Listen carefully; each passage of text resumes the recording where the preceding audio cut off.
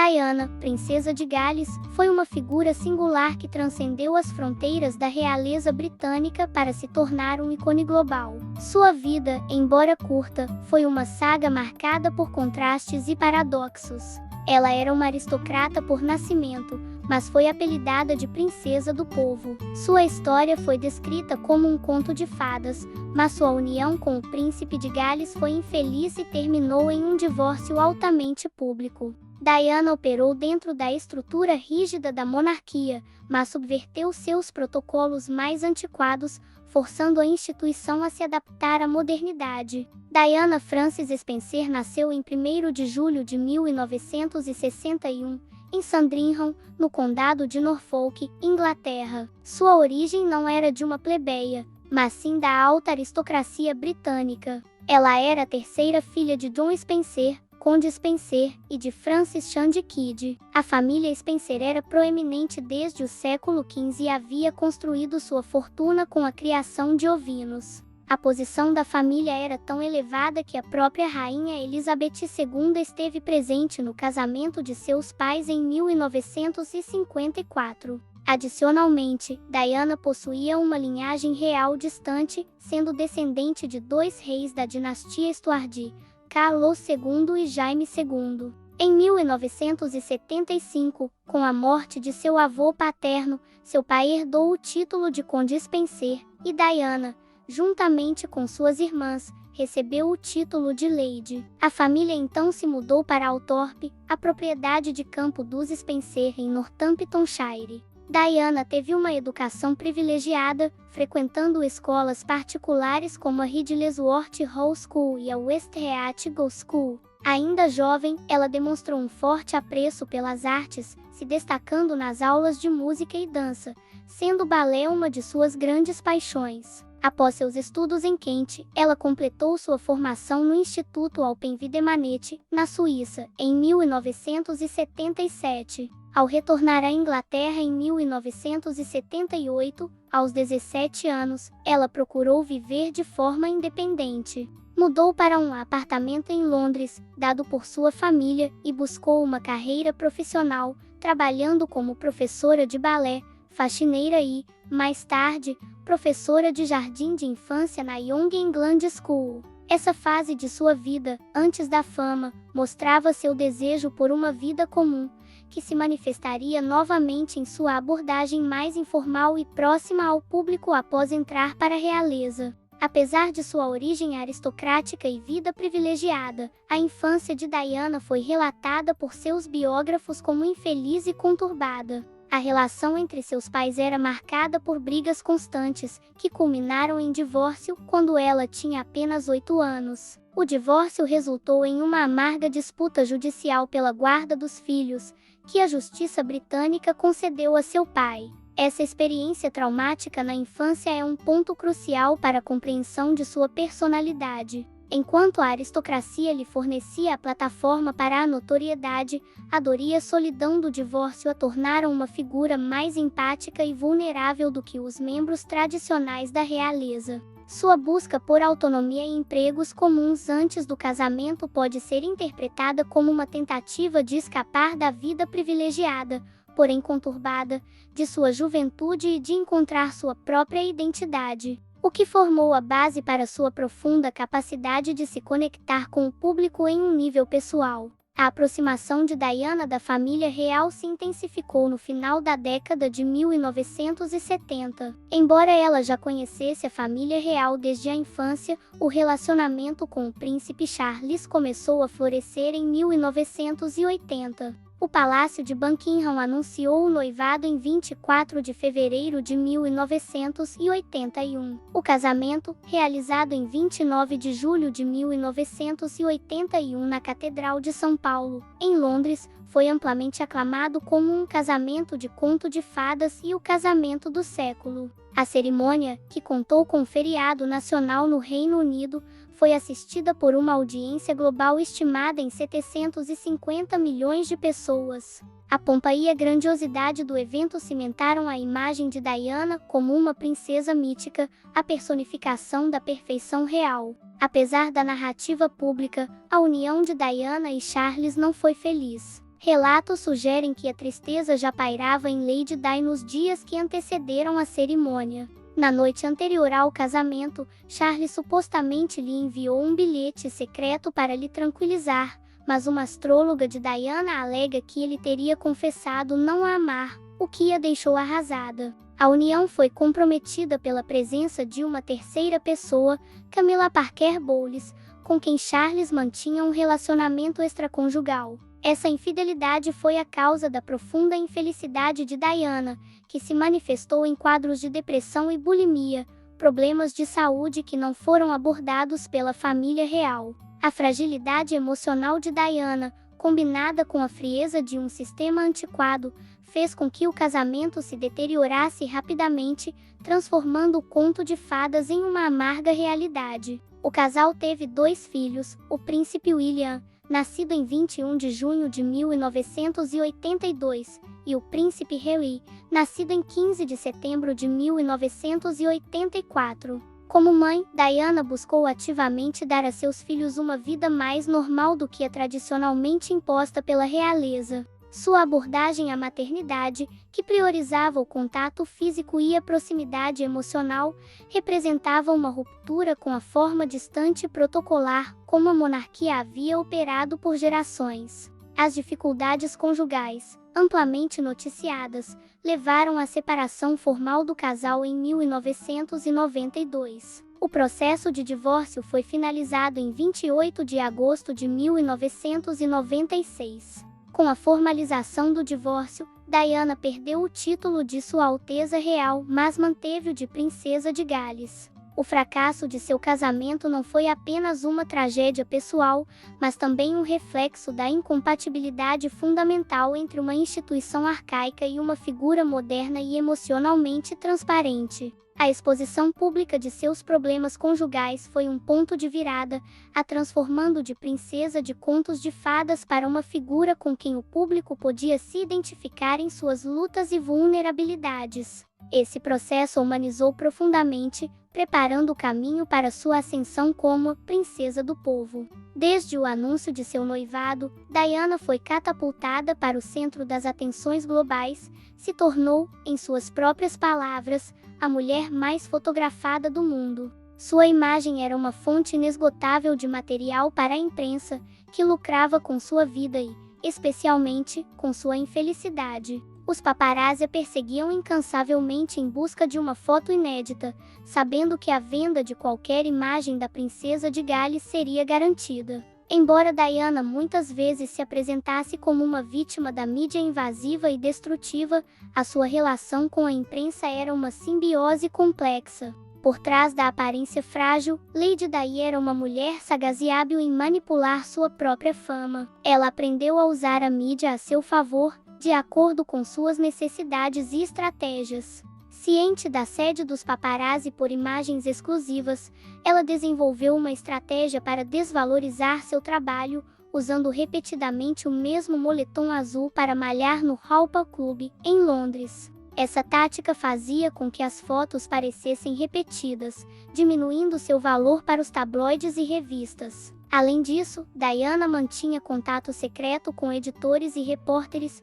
passando para eles informações e rumores que desejava ver publicados. A sua notória entrevista de 1995 a um canal britânico foi a manifestação máxima dessa estratégia, onde ela expôs suas lutas dentro da família real, criticou abertamente a monarquia e questionou a capacidade de seu ex-marido de ser rei. Essa habilidade de reverter o poder midiático a seu favor, o transformando de uma ferramenta de exploração em uma arma de comunicação direta com o público, marcou um ponto de virada na sua relação com a realeza. A ascensão de Diana como uma figura midiática independente e sua crescente popularidade a colocou em rota de colisão com a monarquia. A relação entre Diana e a rainha Elizabeth II, que inicialmente era forte, se deteriorou à medida que a crise de seu casamento se aprofundava. Diana desafiou os protocolos reais, por exemplo, ao se recusar a jurar obediência ao marido em seu casamento. Ela optou por uma vida mais próxima do povo britânico, em vez de se manter enclausurada no Palácio de Buckingham.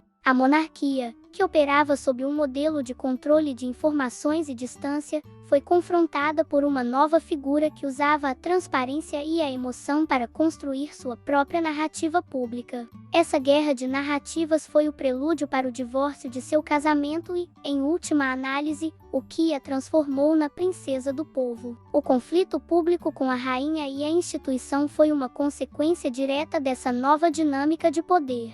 A dedicação de Diana a causas humanitárias foi um pilar central de sua identidade pública, valendo-lhe o apelido de Princesa do Povo. Durante as décadas de 1980 e 1990, ela utilizou sua voz e influência para combater o estigma e a desinformação que cercavam a AIDS. Em abril de 1987, Diana inaugurou a primeira unidade especializada em AIDS do Reino Unido, no Middlesex Hospital de Londres. Naquela ocasião, ela realizou um ato que teve um enorme impacto global: apertou a mão de um paciente com AIDS sem usar luvas. Em uma época em que o vírus era temido e associado a preconceitos irracionais, esse simples gesto simbólico desafiou publicamente a falsa crença de que a doença era transmitida pelo toque. Em suas próprias palavras, ela afirmou: "A AIDS não torna as pessoas perigosas para se conhecer. Você pode apertar as mãos delas e dar um abraço. O céu sabe que elas precisam disso." Essa demonstração de empatia e compaixão foi um ato de diplomacia do povo, subvertendo os rígidos protocolos da realeza e redefinindo o papel público de um membro da família real. Outra causa pela qual Diana advogou incansavelmente foi a campanha global contra as minas terrestres. Em 1997, ano de sua partida, ela viajou a Angola com o objetivo de promover uma campanha de remoção de minas, visitando campos minados e se reunindo com vítimas mutiladas. Sua presença e visibilidade internacional foram fundamentais para focar a atenção mundial no sofrimento das vítimas e para a criação do Tratado de Proibição de Minas Antipessoais, Tratado de Ottawa,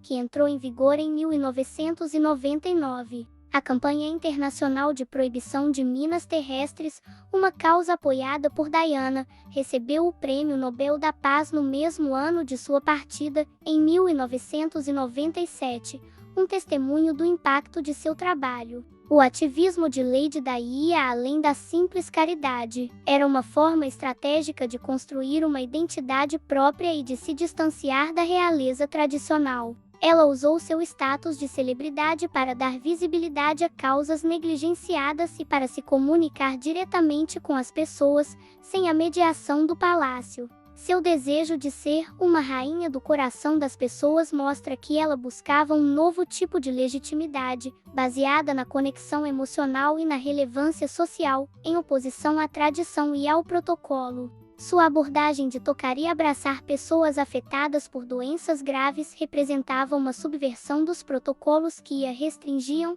provando que o poder brando de uma princesa, amplificado pela mídia, poderia ter um impacto geopolítico real e humanizar uma instituição que muitos viam como fria e distante. Em 1997 colidiu violentamente no túnel da Ponte de Alma, enquanto era perseguida por paparazzi. No acidente, seu namorado Dodi Al-Fayed e o motorista Henri Pou partiram instantaneamente. Diana foi encontrada semiconsciente, mas faleceu horas depois no hospital devido a uma hemorragia interna. O único sobrevivente da colisão foi seu guarda-costas, Trevor Wise-Jones. A partida de Diana desencadeou uma série de investigações oficiais e uma avalanche de teorias de conspiração. Uma investigação francesa de 1999 concluiu que o motorista, Henri Pou, foi o único responsável pelo acidente. A investigação constatou que ele dirigia em alta velocidade,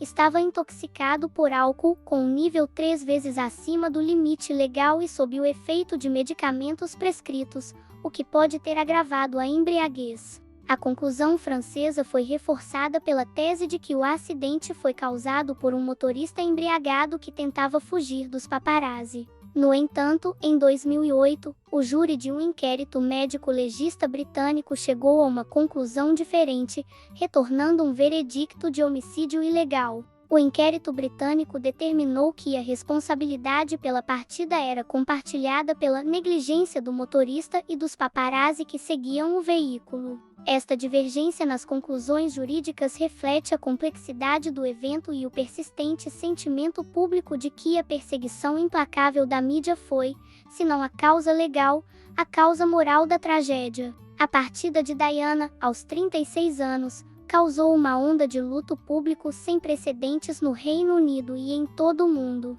Milhões de flores foram deixadas em frente aos portões do Palácio de Kensington e do Palácio de Buckingham. Em contraste, a família real foi amplamente criticada pela sua falta de compaixão e pela resposta inicial protocolar e fria. A rainha Elizabeth II permaneceu em Balmoral e não se pronunciou publicamente até a véspera do funeral, quando fez um discurso televisionado histórico. A profunda desconexão entre a realeza e o povo, que se tornou tão evidente nesse momento, forçou a monarquia a uma mudança radical. A reação tardia da rainha foi vista como uma demonstração de frieza, e essa crise de relações públicas, paradoxalmente, obrigou a instituição a adotar uma postura mais empática e vulnerável. Os filhos de Diana, William e Harry, não hesitaram em culpar os paparazzi pela partida da mãe, com Harry descrevendo a perseguição como uma matilha de cachorros. O legado de Diana na monarquia britânica é inegável. Sua vida e partida aceleraram a modernização da realeza,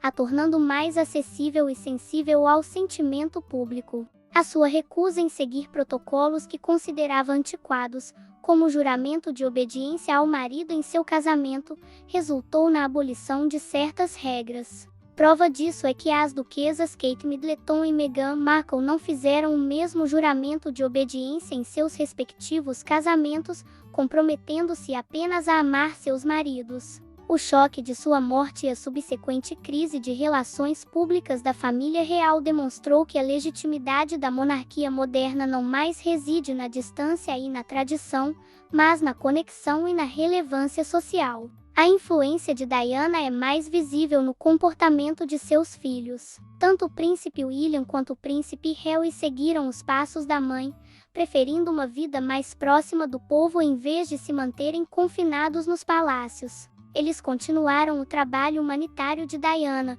adotando causas importantes e demonstrando empatia em suas funções públicas. William salvou inúmeras vidas durante seu tempo como piloto de ambulância aérea, enquanto Harry serviu as tropas britânicas no Afeganistão e criou os Jogos Invictus para veteranos de guerra feridos. O modelo de monarquia que eles praticam é, em grande parte, uma resposta direta e uma continuação do legado de sua mãe. Além de seu impacto na realeza, Diana permanece um ícone de estilo, e seu guarda-roupa continua a inspirar novas gerações, especialmente a geração Z. A princesa de Gales foi uma pioneira que usava a moda como uma forma de comunicação, e cada look era uma mensagem. O vestido da vingança, por exemplo, entrou para a história como um símbolo de força e autoconfiança. Da mesma forma, seus looks de academia, que misturavam moletom oversize, shorts de ciclismo e tênis robustos, viraram uma inspiração para o estilo athleisure que domina as passarelas e o street style hoje. Ela tinha a habilidade de misturar tradição e frescor, mostrando que a elegância real poderia ter uma abordagem pop. A sua figura e a sua moda são constantemente revisitadas em filmes e séries como The Crown e Spencer, solidificando seu status como uma figura cultural atemporal. A atual princesa de Gales, Catherine Middleton, é frequentemente comparada à sua falecida sogra. As comparações, que abrangem estilo, joias e deveres reais, mostram que a figura de Diana ainda define o que é ser uma princesa moderna. Segundo a biografia de Robert Jobson, Kate sabia que, ao se casar com William, teria que seguir os passos de Diana e considerou rejeitar o título de princesa de Gales, pois sabia que seria inevitavelmente comparada a ela. No entanto, Kate optou por aceitar o título, se tornando a primeira pessoa a ostentá-lo desde 1997. Ao honrar Diana através de suas escolhas de moda e ao adotar uma abordagem mais próxima do povo, Kate legitima e continua o legado da sogra, provando que o modelo de princesa de Lady Di não é apenas uma memória, mas sim um novo padrão para a realeza. A imortalidade da princesa do povo. Em última análise, a vida de Diana foi uma jornada de transformação que desafiou a própria natureza de uma das instituições mais antigas do mundo. Ela foi uma força de mudança que, intencionalmente ou não, demonstrou que a fama moderna e a transparência emocional poderiam ser ferramentas poderosas, capazes de rivalizar com o poder estabelecido do Palácio de Buckingham. A sua capacidade de se conectar com as pessoas, enraizada na sua própria infância conturbada, permitiu que ela criasse uma identidade de princesa do povo que transcendia os títulos e os protocolos. A trágica partida de Diana em Paris foi um evento que chocou o mundo, mas também serviu como um ponto de inflexão decisivo. A enorme onda de luto público revelou uma desconexão profunda entre a monarquia e seus súditos, obrigando a família real a abandonar sua postura fria e distante em favor de uma abordagem mais empática e humanizada. O legado de Diana vive em seus filhos, William e Harry, que personificam essa nova geração de realeza, e em figuras como Kate Middleton, que conscientemente abraçaram a responsabilidade de continuar sua obra. A moda, a filantropia e a própria linguagem da realeza foram permanentemente alteradas por sua presença. Diana, a princesa de Gales, viveu e partiu no centro de um conflito entre o passado e o futuro, e sua história serve como um estudo de caso atemporal sobre o poder da celebridade, a fragilidade da fama e a capacidade de um único indivíduo de catalisar uma mudança institucional profunda e duradoura.